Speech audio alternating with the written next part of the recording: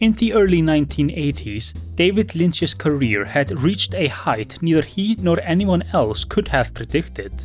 After toiling for half a decade making his debut, Eraserhead, with a small crew and minuscule budget, he had been given the opportunity to direct The Elephant Man, where he worked with some pretty big names, such as comedy legend Mel Brooks as producer, and a star-studded cast including Anne Bancroft, Anthony Hopkins, and John Hurt.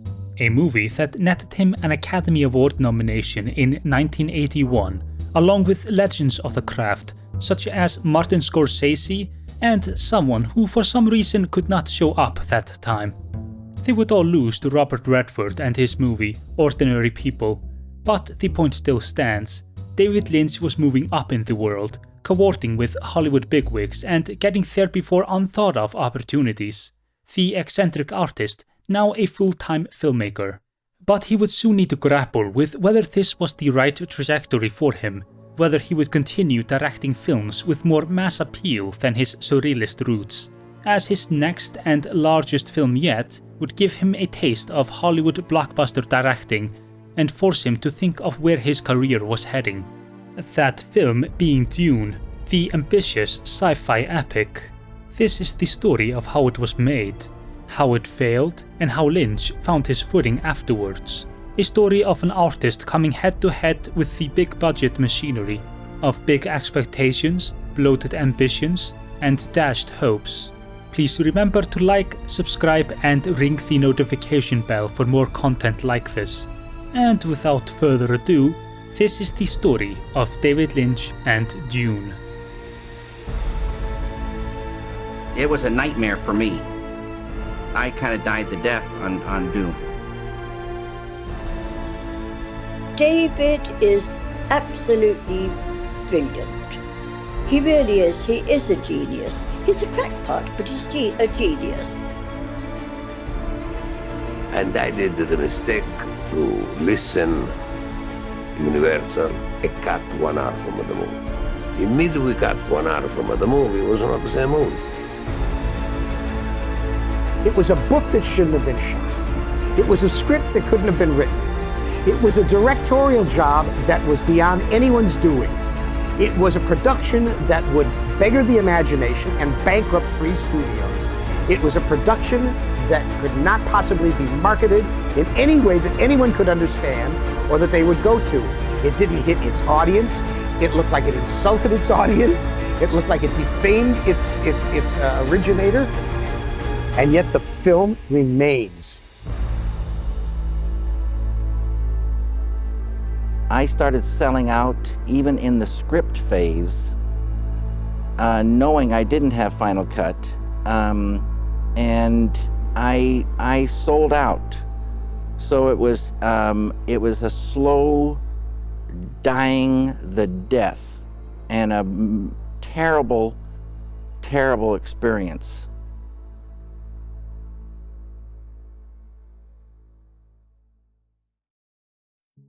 Even after his Oscar loss, David Lynch's rise in the movie business had not been stifled, as after that he would sign up with Creative Arts Agency and get an agent by the name of Rick Nikita. He would also be swarmed with offers, including an adaptation of the Thomas Harris thriller novel Red Dragon, which would then become Michael Mann's Manhunt, along with Francis starring Jessica Lange, and even Star Wars Episode 6, Return of the Jedi. But he rejected all of them, despite the acclaim and monetary rewards they would have netted him. As even though he had just finished a crowd-pleasing tearjerker like The Elephant Man, in his heart of hearts, he wanted to make films akin to Eraserhead. The problem being, no one wanted another Eraserhead, as the people coming to him with offers were only interested in him replicating the success of his second film. But the only film he wanted to make at the time was Ronnie Rocket, a script he had been working on prior to The Elephant Man, but which never got past the screenwriting phase due to the difficulty of creating its imagery with the technology of the time and its strange nature. Much like Eraserhead, it was set in a Philadelphia-inspired city covered in soot and darkness, and told 2 intertwining stories. one of a detective chasing after a man who made the city's electricity produce darkness instead of light by reversing it, and the other about a teenage dwarf with electric powers which he uses to produce music and become a rock star. Its themes were both precursors of his future works, such as Electricity, which would feature heavily in his Twin Peaks series, along with 1950s Americana mixed with surreal elements, while also including many of his spiritual beliefs that he had explored in Eraserhead. He had gotten close to gain the necessary funds, but the project always faltered before that, the closest he ever got being when he cast Michael J. Anderson as the main character, who he would work with on Twin Peaks. Besides that, all he had was a work-in-progress script on a film set in the 50s. But he could rely on neither of his screenplays to get him into the director's chair again, and so had to bite the bullet and pick one of the projects his agent brought to him. Luckily, one project caught his eye, as in 1981, Nikita called and told him that producer Dino De Laurentiis wanted him as the director of his big-budget adaptation of Frank Herbert's sci-fi novel, Dune. He was unfamiliar with it, hearing Dune when he first heard the title, but piqued by the book's status as one of the greatest in its genre, he decided to meet with De Laurentiis. There's Unique, and then there's, Dino. Dino De Laurentiis was one of Hollywood's most prolific and ambitious producers. He began producing films in Italy after the end of World War II, ushering in many neo-realist classics such as Bitter Rice and Europe 51, and would work with directors such as Federico Fellini on La Strada and Knights of Cabiria. But his goal was not just to create Italian films, but international ones as well, and would produce English-language movies with American stars such as Kirk Douglas and Audrey Hepburn, all for the goal of establishing an international movie industry in his home country. Though De Laurentiis would move his operations to Hollywood in 1973 due to frustrations with Italian bureaucracy and laws there which stifled his hiring of international stars, where he would quickly rise to become one of the premier film producers. The films he stamped his name on were rather eclectic, ranging from the critically acclaimed Serpico, directed by Sidney Lumet, to arthouse films like Ingmar Bergman's The Serpent Egg, to a slew of crowd-pleasing spectacles like a remake of King Kong, action films the likes of Death Wish, along with the horror sequels Halloween 2 and 3, Evil Dead 2, and Amityville 3D. His goal was to garner both box office and critical acclaim, so he went for a grab-bag approach when it came to picking his projects.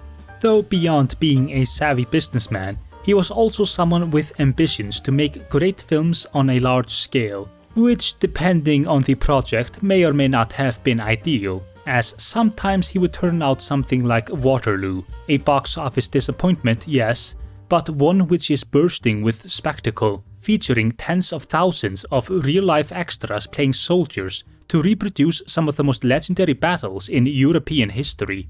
But he could also produce something like the campy space opera Flash Gordon, a film that not only underperformed financially, but also failed to live up to his vision for it. He was, a person who was moved, as Teddy Roosevelt says, by the great enthusiasms. He said, I'm going to do a Flash Gordon. It's going to be incredible. The universe is going to be in colors you've never seen. The Flash Gordon, the spaceship of the planet Mongo. And he had this vision of what this would be. Of course, it's never going to come out like that. And sometimes the results are just disastrous. So he was someone who often pumped money into big spectacles which he had great expectations for, only for them to falter artistically and also in the box office. So as he was gearing up for what was perhaps his most elaborate production yet, there was a question of how Dune would fare. And looking at previous attempts at adapting the novel, it would be easy to feel perturbed at the prospect of trying to bring Dune to the silver screen. The first person to try their hand at it had been producer Arthur P. Jacobs, who shortly after acquiring the rights in 1971 died of a heart attack. Then came what is perhaps the most legendary and notorious film that was never made, when director Alejandro Jodorowsky, known for his surrealist and spiritual films El Topo and The Holy Mountain, got a crack at it and tried to make what, depending on who you ask, was either the greatest film never made or a complete and inevitable disaster. His vision for Dune was vast, its runtime ranging from around 10 hours, its script being the size of a phone book, and featuring a star-studded and inspired cast including Orson Welles, Salvador Dali, Mick Jagger, Gloria Swanson, and David Carradine, with music by Pink Floyd and a lesser-known prog rock group by the name of Magma, its world being designed by artists like Moebius, H.R. Giger, and Chris Voss. A project that was both inspiring and baffling in its ambition, though one that would never even make it to the filming stage, as the necessary funds never materialized before the option ran out and was acquired by De Laurentiis. It is easy to scoff at Jodorowsky's efforts, and there are many aspects of his vision and intent that verge on delusion, though when it came to the film's length, he might have been onto something, as the book he was adapting is not just hefty in its page count, but also in its world building, themes, and nuances. If you are familiar enough with Dune, you are welcome to skip here.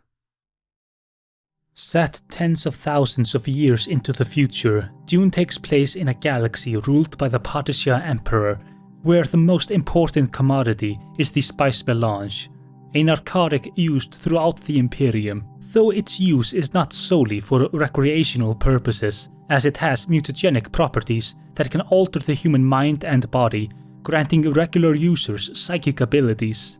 And therein lies the spice's extreme importance to the Imperium, as the heaviest users of the melange are the guild navigators of the Spacing Guild, humans who have imbibed spice to such an extent that they mutate into fish-human hybrids that need to live in tanks suffused with orange spice gases, the heavy price of their human appearance buying them the power of prescience, which they use to steer spaceships safely while using a faster-than-light traveling method known as space folding, which involves folding space and time for near instantaneous arrival. Without the spice, there are no navigators, and without navigators, space travel is either too slow or too dangerous, and without space travel, the Imperium would not be able to function for lack of trade, troop movements, and communication. It is thus of highest importance that the Imperium has firm control over the planet Arrakis, a desert world and the only place where spice can be harvested. A world inhabited by a people known as the Fremen, a nomadic and desert-dwelling culture whose people have used the spice to such an extent that their eyes have gained a blue within blue coloring, the telltale sign of heavy spice usage, and, due to the lack of water on their home world, are extreme when it comes to their liquid preservation. So much so that they wear a type of clothing known as still suits, which captures most of the body's moisture and liquids so as not to let it go to waste. And when I say most, I mean most of the moisture and liquids. They even go as far as extracting the water from corpses. But the other most notable inhabitants of Arrakis are the sandworms, enormous creatures that can reach hundreds of meters of length, their internal workings akin to blast furnaces, making them capable of consuming large pieces of machinery like spice harvesters as if they were a bite of meat. In the story's beginning, Arrakis is controlled by the Harkonnen family, a brutal and ruthless people who will subjugate and kill anyone and anything to extract as much spice as they can. They are led by the gluttonous and sociopathic Baron Vladimir Harkonnen, a man so obese that he needs anti-gravitational suspenders to help him walk. Though they are about to lose their priceless holding to their greatest enemy, the House Atreides, led by Duke Leto, who are given reign over Arrakis by the Emperor, a seemingly generous gift that hides a lethal trap, as the Emperor and Baron are plotting together to destroy House Atreides, the former fearing the Duke's rise in prominence among the other houses, and the Baron to rid himself of his greatest foe once and for all. It is here where the story's protagonist Paul comes in, the Duke's one and only son and heir, who upon arriving to his new desert home must work to thwart the plots against his family, liberate the people of Arrakis, and discover his role in an ancient prophecy involving his ascension to the imperial throne and leadership of a galactic crusade. He is a product of generations of genetic selection by the last of Dune's factions left to explain, the Bene Gesserit Sisterhood, who on the surface appear as nuns and concubines who serve the great houses, but are in fact a matriarchal religious sect who manipulate the bloodlines of the royal houses to eventually create the Kwisatz Haderach, a male Bene Gesserit who they will rule the galaxy through. A Kwisatz Haderach, to be more precise, is a male with the ability of the Bene Gesserit, a mentat and guild navigator who possesses special abilities unobtainable to the rest of the Sisterhood, the Bene Gesserit being able to access ancestral memories of past generations, though only the female side, whereas the Kwisatz Haderach has access to both sides. It was their intention for Paul's mother, a member of their order and a concubine to the Duke Leto, to give birth to a daughter, who would then mate with a Harkonnen son, their child becoming the Kwisatz Haderach, a plot thwarted by Jessica's decision to birth a son instead out of love for her Duke. Because of this, Paul's status as a messianic leader is put into question, though that will be expanded upon later. And as you may have noticed, that was a lot. Even while trying to remain frugal about my word count, while still trying to get the world and story of Dune across, my description still ran longer than most other stories of the genre would, and that is because Dune is dense. Just the first book alone requires a few rereads and a whole bunch of appendices to get a grasp of what Frank Herbert was trying to accomplish. De Laurentiis had difficulty trying to fit all of Dune into a reasonable runtime at the onset when he commissioned a script from Frank Herbert himself, which De Laurentiis rejected due to its length. The next person to get a crack at it was a screenwriter by the name of Rudy Wurlitzer, whose script was supposed to be directed by a then up-and-coming Ridley Scott, who was fresh off the success of his 1979 film Alien, and seemed at the onset to be an ideal director for such a project, especially in hindsight considering what he would make afterwards. Though he would leave the project after being notified that De Laurentiis wanted to make the film in Mexico, as he foresaw the difficulties of shooting there, which, as we will see, he was kind of right about, and instead moved on to another sci-fi classic, Blade Runner. It was after Scott's walking out that Lynch became involved in the project, though that raises the question of why. Out of all the other directors out there, many of whom had directed successful films in the same genre, did he go for David Lynch?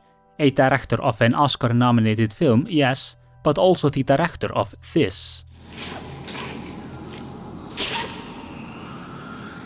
It is kind of a huge leap to expect a director of a surreal indie horror film and a period drama to be able to handle a sci-fi epic. And the answer is that it was De Laurentiis' daughter, Rafaela, who suggested Lynch, who after viewing and crying over The Elephant Man, thought him to be the right man, believing that directors should not be pigeonholed into a few genres, and that Lynch had the versatility to handle multiple ones. She also wanted a director who was not accustomed to science fiction, and someone who could humanize the story's characters, which she feared a seasoned director of the genre could not achieve. So after Dino De Laurentiis watched The Elephant Man, he agreed on his daughter's choice and rung Lynch up. Prior to their meeting, Lynch had his doubts, fearing that he would not like the source material and that he and Dino would not get along, though after only a couple of meetings, he was under Dino's spell, as he was a very charismatic and persuasive man, De Laurentiis making Lynch feel at home during their time together.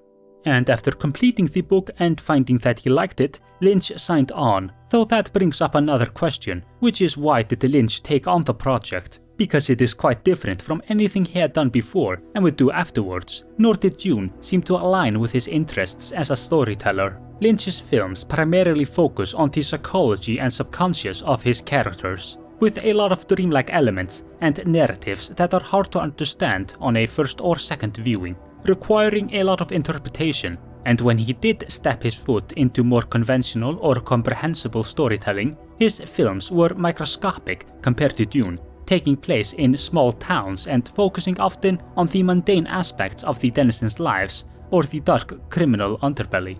Dune, on the other hand, was a galaxy-spanning epic with heavy philosophical and political elements, large-scale wars, and drama of Shakespearean proportions. An easy explanation would be the hefty paycheck, though he had rejected other lucrative offers, so that seems all the more unlikely. The real reason seems to have more to do with Lynch's interest in creating strange worlds for his films, be it the industrial hellscape of Eraserhead or the recreation of 19th century London with all its smokestacks and factories. Dune was to feature 4 different planets, each with its own style and textures. There was also the opportunity to create Paul's dreams and visions. One could also consider Lynch's spiritual beliefs as a factor, as the novel features many religious themes, its protagonist being a messianic leader with prophetic visions. At first, despite Dino trusting Lynch with the directing, he had some trepidation about him handling the script alone after having seen Eraserhead, a movie he hated. So Lynch worked with his co-writers on The Elephant Man, Eric Berggren and Chris DeVore. It was at this stage that serious compromises already had to be made, not only due to the length, but because Dino wanted a PG rating. So a novel that is filled with a lot of violence and some pretty dark subject matters had to be sanitized. Second problem was Lynch's desire to stay faithful to the source material, while also adding his own ideas, all the while keeping the page count low enough. Lynch was in fact so fastidious about faithfully adapting Dune that he would engage Frank Herbert in lengthy talks where he picked his brain. He did float the idea of splitting the movie into 2 films, which Dino rejected because that would never, ever work, now would it? His partnership with Berggren and DeVore would then break apart due to creative differences, after which he managed to cajole Dino into letting him take on the script alone. Dino would still act as script editor, the two often clashing over what should stay in, though it is important to note that their relationship was not antagonistic throughout this process, Lynch relying on Dino to find the script's weak points. 5 drafts later, and he had the final 135-page script, which managed to keep all of the novel's essential characters and basic story while adhering to a manageable length. At this point, despite the compromises made, Lynch was still enthusiastic by all accounts, though later on, after the film's completion, he would feel he had sold out, a feeling that would be magnified as the production started up, as even after shaving down the script to its bare-bones state, he was not finished cutting it down. Though before that, he would need to go through the arduous process of shooting, as the challenges of making Dune were only beginning. With a final draft in hand, the next step was to cast the film, a not too easy a task with over 20 major characters, each one of whom book fans would compare with how they perceived them. It was at this point that he began working with the person who would act as the on-set producer, Rafaela de Laurentiis. With only 2 prior producer credits behind her, one being an obscure film called Beyond the Reef, along with Conan the Barbarian, it would be easy to presume that the reason for her role on such a monumental production was nepotism, though to say that she was unqualified for the job is a stretch, as since her teenage years, Rafaela had been working on films, acting as everything from prop assistant to art director, before gaining the position of producer. And it is also notable that she was in large part responsible for her father deciding to adapt Dune in the first place, as she had been a long-time fan of the novel and had known it was rich material for a film. The 2 of them would choose the cast together, with a mixture of people from previous De Laurentiis productions and Lynch's prior films, along with some fresh faces. The first role cast was the most important, Paul Atreides. It was a role that required a young actor, as not only is Paul 15 at the novel's beginning, but he is also small for his age. The likelihood of finding an actor that matched the character's age was slim, as Paul is a challenging role. Besides the many fighting scenes requiring intense choreography, the character is quite layered, being both saddled with his desire to avenge his family and overthrow the Harkonnens, while also struggling with the atrocities he foresees in his visions. The actor would also need to be someone with a lot of charisma, as in the latter half of the story, Paul becomes a religious leader and commander of armies. both Lynch and Raffaella agreed that an unknown actor would be ideal, and after some searching, they discovered Kyle MacLachlan, a recent graduate of an actor's training program with nothing but a few theatre productions on his resume. Dune would be MacLachlan's first film. MacLachlan had also been a fan of the novel since age 14 and read it on a yearly basis since then, often viewing himself as Paul. In preparation for working with Lynch, he watched Eraserhead, a film he could not make heads or tails of, so upon meeting his future director, he had no expectations of how it would go. Though after a few meetings, auditions, and screen tests, they developed a quick friendship, during which Lynch came up with a nickname for the young actor. And Cale, your full name is Kyle MacLachlan, but I call you Cale. And I remember why I call you Cale. Dino de Laurentiis could never pronounce Kyle's name, called him Cale. And so I started calling Kyle Cale, and that's the way it's been for years and years and years. He was in his early 20s when cast, so quite far from his character's age. But since it is movie tradition to cast high school-aged characters with full-grown adults, this age gap is not a problem, especially since MacLachlan brings a lot of youthful energy to the film's early parts. I know, Thufir, I'm sitting with my back to the door.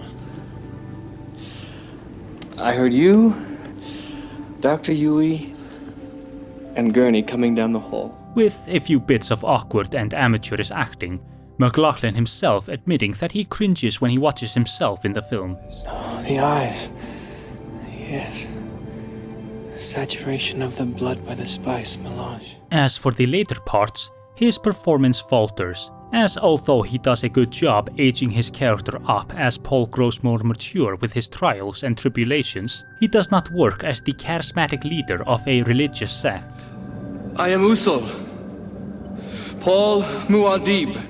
And although an adaptation does not always have to adhere to the original, I felt the melancholy of Paul in the books is a glaring omission, as he spends a large part of the novel brooding over his future visions and the fact that his actions will lead to untold numbers of people dying, which is something that is absent from MacLachlan's portrayal, though that may be more the results of the numerous cuts made to the script and edit, and not of MacLachlan's interpretation. Something unexpected. I am so much more. You don't begin to know me. I curse the day you awakened what I am. Rest of the cast ranges from great to not so. Let's start from the top, beginning with Paul's father, Duke Leto Atreides, played by German actor Jürgen Prochnow, who had recently received international acclaim for his role in Das Boot, a film in which he plays a military commander. In Dune, he likewise portrays a leader of men in both battle and in politics, and he is able to bring a commanding presence to the character, which is appropriate, as Leto is supposed to be feared by the Galactic Emperor himself due to his influence among the other houses. He is by far a highlight of the film's cast, both likable, believable as a leader, and bringing a warmth to the character that makes his inevitable demise all the more effective. I'll miss the sea. But a person needs new experiences. They jar something deep inside, allowing him to grow. Without change, something sleeps inside us. Next would be English actress Francesca Annis, who was cast as Leto's concubine and Paul's mother, the Lady Jessica, a character with a lot of nuance, as she takes on a vast range of roles and responsibilities throughout the film, being both mother to the future Duke and later on a full-blown messiah, as well as dealing with her conflicting loyalties to both Leto, who she loves, and the Bene Gesserit, who she is supposed to serve, and then having to become the matriarchal religious figure among the Fremen. She works well throughout, especially in the film's early half when she has enough screen time, conveying her fear of the Reverend Mother well in their scene together, as well as her grief over her deceased Duke. Though as the film goes along, her presence on screen lessens, which not only diminishes her as a character, but also robs the audience of seeing her further growth as she settles into her role as the Fremen Reverend Mother. I vowed never to regret my decision. I'll pay for all my own mistakes. Playing one of Leto's chief officers, War Master and Paul's weapons trainer, Gurney Halleck, is none other than Patrick Stewart in his first ever role in a science fiction franchise. About half a decade away from his most notable role in the genre, Gurney Halleck is a man of dual natures, both a skilled warrior and at the same time a skilled musician on an instrument known as a balisette. In the movie, however, we only see the military side of him, as he is only seen carrying the balisette, never playing it. He plays Gurney as a sort of prim and proper British military officer, and much of his book counterpart's characterization is missing, such as his distrust of Jessica. Stewart, however, does give the character a lot of personality. Arrakis is real. The Harkonnens are real. Another great portrayal would be one of the film's antagonists, the depraved mentat and the Baron's right-hand man, Peter de Vries, played by Brad Dourif, perhaps cast because of his skill at depicting eccentric characters. And his role would be among the first of many creepy weirdos he would play throughout his career. And he does imbue Peter with a lot of eeriness, making it apparent from his first scene onwards that there is something off about this guy. It is perhaps better that you die. And it's the one. The last of the good performances to be mentioned is Swedish actor Max von Sydow, who had already acted in another De Laurentiis sci-fi production, Flash Gordon, where he played the poorly aged main villain, Ming the Merciless. Thankfully in Dune, he has way more of a dignified role, playing one of the novel's most important characters, Liet Kynes, both the Imperial planetologist and foremost expert on Arrakis, while at the same time acting as the leader of the Fremen and plotting to at some point terraform it into a more hospitable planet. He provides much of the important exposition and acts as the bridge between the Empire and the Fremen, and despite his short screen time, he does leave a lasting impression, which one would expect of a seasoned and revered actor of von Sydow's caliber, imbuing his character with an air of wisdom and intelligence. He's more concerned over his men than the spice. I must admit, against all better judgment, I like this Duke. Among the many good performances, there are some that are not bad per se, but leave a lot to be desired. One of the most glaring examples of this is Jose Ferrer as the Emperor Shaddam IV, a rather forgettable portrayal, who admittedly is absent for most of the book, his character more talked about rather than seen, though one can still gather that he is a fearful and paranoid man due to his plans to squash the Atreides. And he also has a very commanding presence in his few scenes, one in which he strikes fear in and cows the Baron, characteristics that are absent in his film counterpart, who acts demure in a lot of his time on screen. His daughter, Princess Irulan, fares even worse, appearing once in the beginning to give basic exposition about Dune's universe, something which was probably given to her character because of the fact that most of Dune's chapters open with a quote from her historical writings that she would pen after the novel's events, and then has a couple of more scenes where she stays mostly in the background, which is unfortunate, seeing as how one of the novel's main weaknesses is how little of a character Irulan is, as her main purpose is to be forced into a marriage to Paul so he can secure his power as emperor. Then we have the Reverend Mother Gaius Helen Mohayam, who was played by Sean Phillips.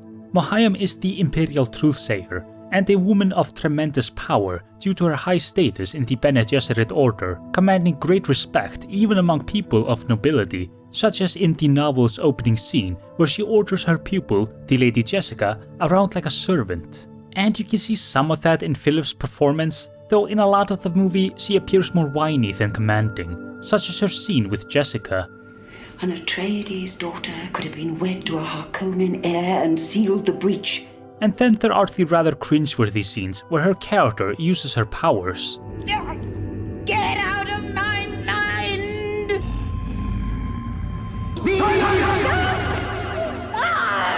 Another example would be British actor Freddie Jones's portrayal of Leto's Mentat spymaster and leader of assassins, Thufir Hawat, who was probably one of Lynch's picks, as he had played the role of Bites in The Elephant Man, the titular character's cruel and exploitative handler. He plays a markedly different character in Dune, a teacher to Paul whose loyalties run deep. His screen time and role in the story is cut so short, however, that he barely has time to shine, his acting ranging from mostly okay to rather questionable. We're finding these sabotage devices too easily. And some of the actors portraying the Fremen have it even worse. Stilgar, played by Everett McGill, is another casting that just does not work, as Stilgar is supposed to be both a leader amongst his people and a seasoned warrior, and McGill embodies none of these aspects, seeming like too much of a normal dude, and he also has a weird way of speaking, dragging certain words out for some reason. You are Paul Mordeeb. Another dud in the casting department is Sean Young as Chani, a character who in the novel is an experienced fighter despite her young age, something you do not get from Young, who is rather bland, which further diminishes the chemistry she has with Kyle MacLachlan's Paul. Though to be fair, their romance in the book is hasty and undeveloped as well, but in the movie it is even worse, the two meeting once, and then in their next scene together they are professing their love for one another, and making out in a shot that looks pulled out of a shampoo commercial. And then there is Linda Hunt as Shoutout Mapes, who plays it a bit too weird, which was probably done to give her character an air of mystery, but serves instead to make her scene with Paul rather awkward. It is known to us that you have a traitor in your midst. Among those are some performers that are over the top to the point of almost breaking through the ceiling, and for whatever reason, Lynch decided to let all the Harkonnens bring it up a notch. First would be the main villain and arch-enemy of House Atreides, Baron Vladimir Harkonnen, played by Kenneth Macmillan, who is entertaining to watch, hamming it up to an almost cartoonish degree, Macmillan playing him as an unstable and impulsive madman who cannot control his gluttonous and sexual urges, and he fits quite well among the other crazed villains in Lynch's oeuvre, like Frank Booth from Blue Velvet and Mr. Eddie from Lost Highway. And there was a real effort to accentuate how gross the character is, his face always covered in bursting pustules, though he is a far cry from the conniving genius schemer of the book, who is far more menacing due to his obvious intelligence and self-control, whereas Macmillan's Baron is not that believable as someone capable of concocting the complicated plan to bring down House Atreides. The Duke will die before these eyes, and he'll know that it is I, Baron Vladimir Harkonnen, who encompasses his doom! That, along with his rather laughable death scene, makes him seem rather trivial as a threat.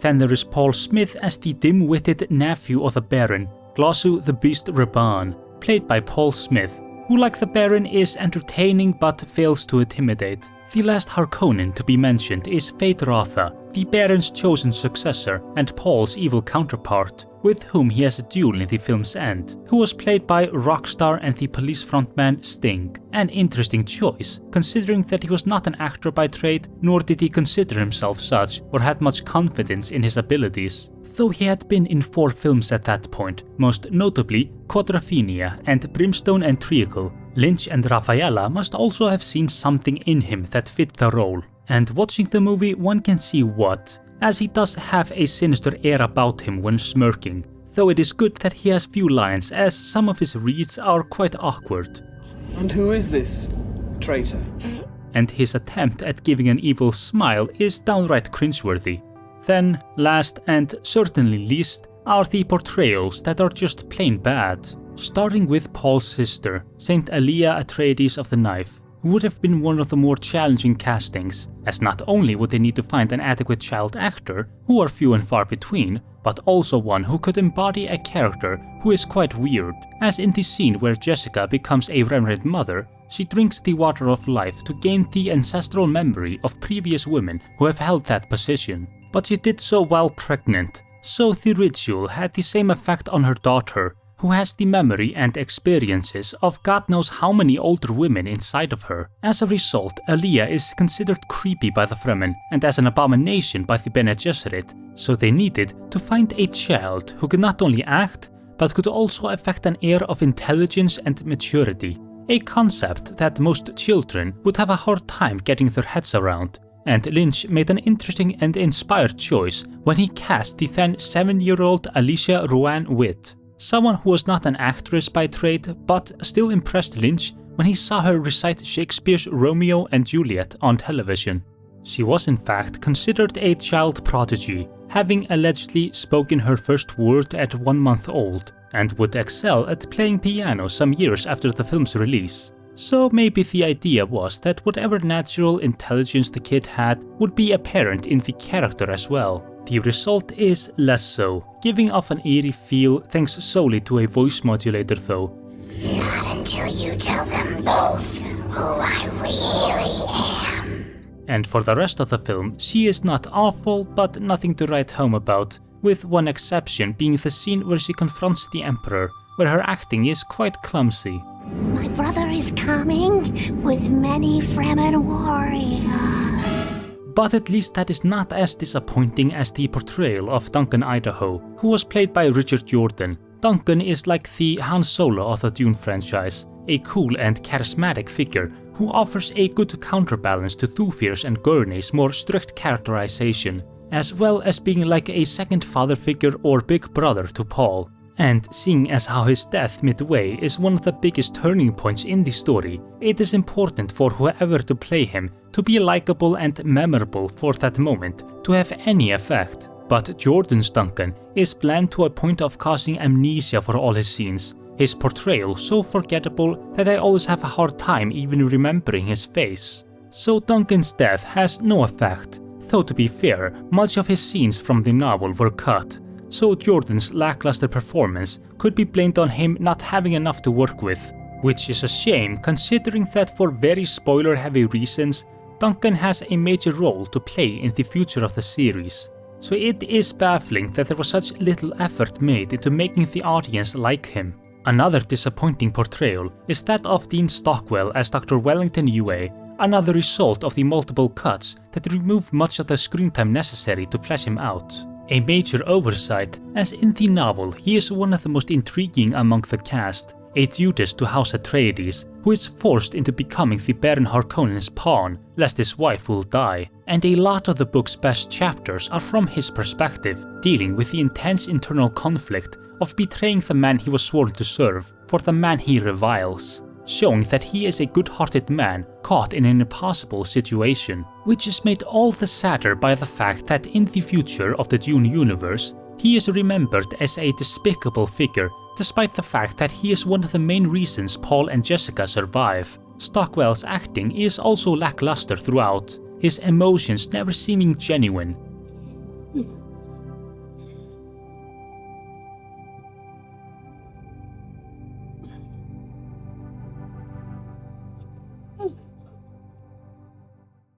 With everyone in front of the camera chosen, there was a question of who would stand behind it and shoot the film, and chosen for that role was Freddie Francis, the cinematographer of The Elephant Man, a previous and future Oscar winner and veteran of the British New Wave. To Francis, he and Lynch made a good pairing, as his philosophy was to do whatever the director wants, even when their demands seem impractical and hard to execute, and not to protest and deny, as he believed that was more fun, especially when working with an unorthodox director such as Lynch, who often came up with out-there ideas. They also worked well together because of their shared vision for Dune, which was to differ from other sci-fi films aesthetically and create strange alien worlds unlike any audience had seen before. So on Arrakis, the skies are brown, and there is a subtle tint to the shadows that was created using a technology called the light flex, a box with a light at the top and a glass on the front, which gave the shadows a colored hue. Another technique he used involved the creation of artificial sandstorms, a notorious feature of Arrakis, which is known for storms of such power and violence that they can strip the flesh from bone. And to create some of these, he used a square glass tank, in which sand was blown from side to side, circulating it in front of the camera to create a foreground sandstorm. He also faced several challenges, many stemming from the fact that some sets were built solid, with no mobility, making it hard to fit the lights in, so trying to make the corridors of the Fremen Siege visible was a constant struggle. Filming the Baron was another, as Lynch wanted him to hover around, flying high into the air for some scenes, a slight departure from the novel, where the harnesses only help him walk. Because of this, his scenes required a lot of wire work, and then those wires had to be hidden, which he achieved with careful lighting, balancing the background light until the wires blended in with the colors behind them. The effect is almost seamless, as you can still make them out a bit if you know where to look, though much of that has perhaps more to do with the film's transfer to high definition rather than a failure of Freddie Francis to obscure them completely. The cinematography as a whole is one of the film's highlights, Francis capturing the scope and scale of Dune's world with shots of the vast blistering desert, the grand shot of Paul's Fremen forces in their cavern hideaway, and Arrakis' mountains, while also differing from the look of films such as Star Wars. His light flecks giving the film very unique colors. There are some shots that have not aged well, though that has more to do with the outdated special effects, and less with Francis' skill as a cinematographer, something which anyone who watches the movie cannot sniff at. With the man behind the camera and the people in front of it accounted for, it came time to move to the shooting location, a place that took a lot of searching for, as Dune required specific conditions to recreate the novel's alien worlds. First would be enough studio space to accommodate the 75 sets they would film in, and the second would be a desert area. And after a worldwide search, Rafaela came upon Churubusco Studios in Mexico City, a decades-old lot with 8 sound stages and a nearby desert. It also did not hurt that it was cheaper than other options. This location choice, although ideal on paper, would still lead to a host of problems. First, much of the technology there was antiquated and would need to be updated by the crew. There were frequent power outages, so they had to use gasoline-powered generators for filming at some times. Customs would often withhold important equipment and materials for unspecified reasons for up to 2 months, stalling much of the physical effects, costume design and shooting, with some equipment getting stolen. The altitude and thin air of Mexico City was another concern, as it sat about 7,400 feet, which for those not used to it, could cause symptoms such as dizziness, headaches, nausea, fatigue, insomnia, among many others, which left much of the cast and crew bereft of energy. There was also the food and water to be aware of, which if not purified, would lead to sickness, which despite frequent warnings, happened at an alarming rate, with a big chunk of the crew sick at all times. Lynch, on the other hand, managed to evade all illnesses with a trick he learned, which involved holding a sip of vodka in his mouth while showering to keep the water from entering it, before spitting the spirit out when exiting the shower. The heat was another concern, especially for the cast members wearing heavy costumes made of black rubber, who would then be expected to fight and run around in them, some of whom fainted due to the heat. One actor who had it the worst was Kenneth Macmillan, whose Baron costume weighed 250 pounds and required 3 hours to put on, the combination of its heavy load and the heat shaving off his weight while shooting. So there is a good chance that in many of the scenes where characters sweat, what's dripping down their face is the real thing. For some desert locations, the crew had to wear protective glasses and masks to ward off the dust that was being blown by large fans. And at some point, Lynch decided to almost suffocate his cast when filming the reunion of Paul and Gurney, a scene which he felt required thick black smoke, which was created by burning a pile of tires off camera, which the wind would then blow into the actors' faces. And it also did not help that one location had some ominous refuse, a place titled Dead Dog Dump by the crew, due to the high amount of deceased animals left there, most of which were dogs, that lay among the piles of trash, all of which had to be cleaned up for shooting, and presumably to keep Lynch away from a ready supply of animal carcasses. Though before the cast and crew had to endure all of that, the production first needed its sets, and since creating strange worlds was one of Lynch's primary reasons to take on the project, he worked hand in hand with the design team to bring the universe of Dune to life.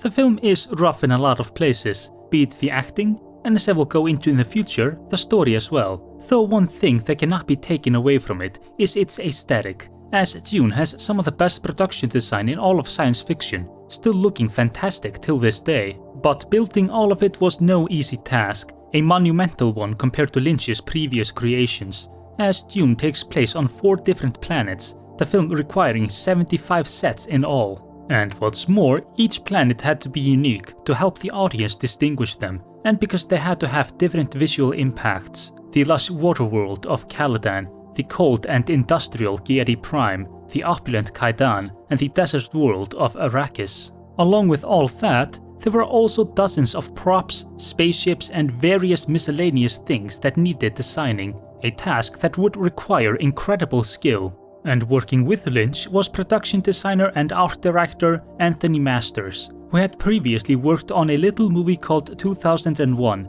A Space Odyssey, who said that Dune was both his most challenging and rewarding project. Lynch would collaborate with him by providing strange sketches, which Masters added to, and the creative philosophy behind the entirety of the film's aesthetic was to deviate from other sci-fi films, or as Lynch would put it, not to look too spacey. Which, considering Dune's universe, is appropriate, as although it takes place far into the future and has technology beyond anything achievable today, it is in many ways archaic as well, civilizations having reverted back into feudalism, with all so-called thinking machines, or AI, and computers having been eradicated and outlawed after a galaxy-spanning war known as the Butlerian Jihad. So the slick, minimalist and futuristic designs of something like Logan's Run, Star Trek or 2001 A Space Odyssey would not do. Thus, with some exceptions, most of the set design and costuming is archaic as well. Caladan was inspired by Venice and Baroque architecture, with a mix of futuristic styles Masters invented, creating this fusion of classical and new. The primary material used in its design was wood, showing the planet's abundance of it, along with the gardens, and differing from Arrakis, which is near barren of plant life. So there is a great emphasis put on nature in Caladan's design, which stands in stark contrast to Giedi Prime, a world that seems devoid of any flora, the only visible flowers being obvious fakes. A cold, oppressive industrial hellscape of a planet, consisting of grey buildings, sickly green interiors, and black skies. A design motif seen in Lynch's Eraserhead and some parts of The Elephant Man, as despite its ominous and dystopian connotations, Lynch has an admiration for that aesthetic, though in Dune it is meant to show House Harkonnen's opulence and destructiveness, and furthering the contrast between Caladan and Giedi Prime is the fact that the Harkonnen planet's primary material is iron and steel, and that it looks the most futuristic of all the other planets. Devoid of any style besides a brutal functionalism, with the only structure that isn't a square block being a statue of the obese Baron, a symbol of his ego and dominance, and perhaps something pilfered from artist H.R. Giger's concept art for Joe Dorowski's failed Dune adaptation. Another planet made almost entirely of metal, though of a different type, is Kaidan, the capital planet of the Imperium and seat of the Padishah Emperor,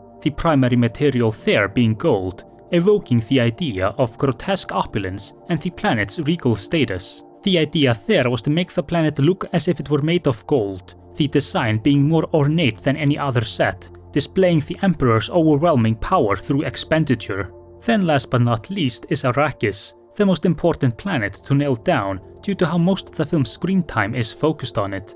And there the primary material is stone, seeing as how most of the structures are carved into mountains, the only safe havens the enormous sandworms cannot burrow into. The planet's capital, Arrakeen, has multicolored stones, be it from the tiles or the red and blacks of the carved walls, showing that although it does not come close to reaching the splendor of Caladan or Kaidan, it is still more opulent than the rest of Arrakis, such as the Fremen Siege, which is more of an elaborate cave system, starting dark and dingy, then gaining more hues of color and smoother walls as it moves further down, a far simpler design than any other interior in the film, showing how low the Fremen are in the world's hierarchy. What is most notable about each planet's design is how they show the characteristics of the factions that live on them, while also taking into account the kinds of materials that would be most realistic in their use. Lush and welcoming for Caladan, metallic and foreboding for Giedi Prime, golden and luxurious for Kaidan, then stony and rustic for Arrakis, showing a great understanding of each world's role and status in the story.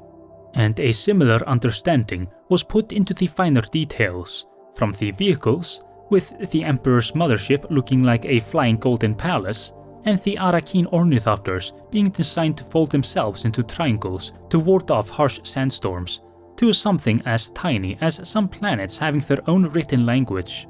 And there are also a lot of Lynchisms strewn about, be it the crushed rat juice box Raban drinks from, the hanging frozen cow, and the weird cat contraption Thufir Hawat is supposed to milk from to get the antidote for the poison the Harkonnens put in him, because Lynch cannot keep himself from doing weird experiments with cats. And I want to study this cat. The costumes of Dune follow the same design principle as everything else, though the results are a bit more mixed. That is not to say that the film has shoddy costuming, as that is far from the truth, and the one leading the costume department was a man by the name of Bob Ringwood, who had previously worked on John Boorman's Excalibur and would go on to design for such films as Tim Burton's Batman movies. And he had no easy job, him and his team having to create about 6,000 costumes, often at the last minute due to lacking materials and tight deadlines. For the most part, the costumes he came up with were great. The uniforms of House Atreides and the Emperor's Court take most of their inspiration from 19th century regalia, harkening back to the age of European imperialism, fitting considering how much Dune's story deals with colonial rule. The Spacing Guild looks eerie and alien in their heavy black rubber coats, reflecting their goal to become less human through the use of spice. The Reverend Mother's dress gives off a similar feeling, though hers is much more regal, and the shaved head and headdress is a fantastic bit of strange design. The Harkonnens all look ominous with some of the strangest costumes in the entire film. Then there is the film's most important costume design, the still suits, which had to both have a close fit and look functional, along with having dark colors per Lynch's tastes. The design Ringwood came up with was based on anatomical drawings of exposed muscles and are more or less muscle suits, which apart from making the actors look more buff, also help differentiate their wearers from the other factions. Lynch wanting the still suits to relate to the human body, whereas the other costumes have a more unnatural look, especially the enemy factions, evoking the idea of the Fremen being closer to nature, whereas the Harkonnens and the Emperor are corrupted by industry and wealth. Then on the other hand, there are a few lacking costumes. The Atreides soldiers, whose uniforms were meant to seem functional, look pretty bland in their grey generic military outfits. The Harkonnen soldiers look a bit too similar to some of the Spacing Guild members, and need something to make them a bit more distinct in a film that has 4 groups that all wear dark clothing. But worst of all are the Sardaukar, who are supposed to be the Emperor's elite army, feared across the galaxy for their prowess and ferocity. But in the movie, you never really get the sense that these guys are much of a threat, as there is zero build-up for them, made worse by their costumes, which for some reason look like hazmat suits that seem impractical for combat, cumbersome, and inspires none of the terror a Sardaukar soldier should. Another of the film's highlights are its practical effects, the film boasting some that look fantastic to this day. And the one responsible for making the machines, monsters, and explosions of the Dune universe was Kit West, a special effects veteran with such films as Raiders of the Lost Ark and Return of the Jedi under his belt. And Dune was quite the monumental task to him, West having to exhaust every trick he knew, inventing new ones as well. His techniques would sometimes be simple, like the hunter-seeker scene, where an assassination attempt is made on Paul using a small remote-controlled flying syringe that responds to movement. Its flotation achieved using wires, compressed air when it is shot forward, and then a clear sheet of glass it was glued onto, which was moved around to create the illusion of flight. Though he and his team often had far more complicated projects, such as the training robot, which was made of wood and was given motion by compressed air and radio controls. They built a few versions, one of which was fully mechanized and had 5 operators, each one having to get the timing of the choreography right for Paul's fight, so McLachlan would not get jabbed by it.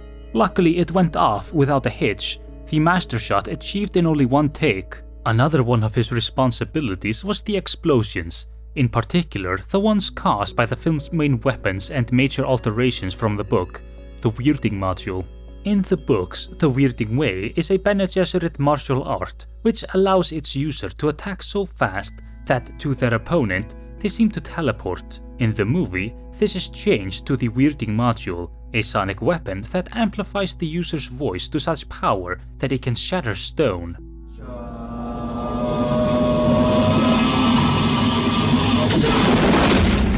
Take this scene for an example, which was achieved using a fake stone pyramid made out of a material called polyurethane, which could safely hit anyone without causing harm.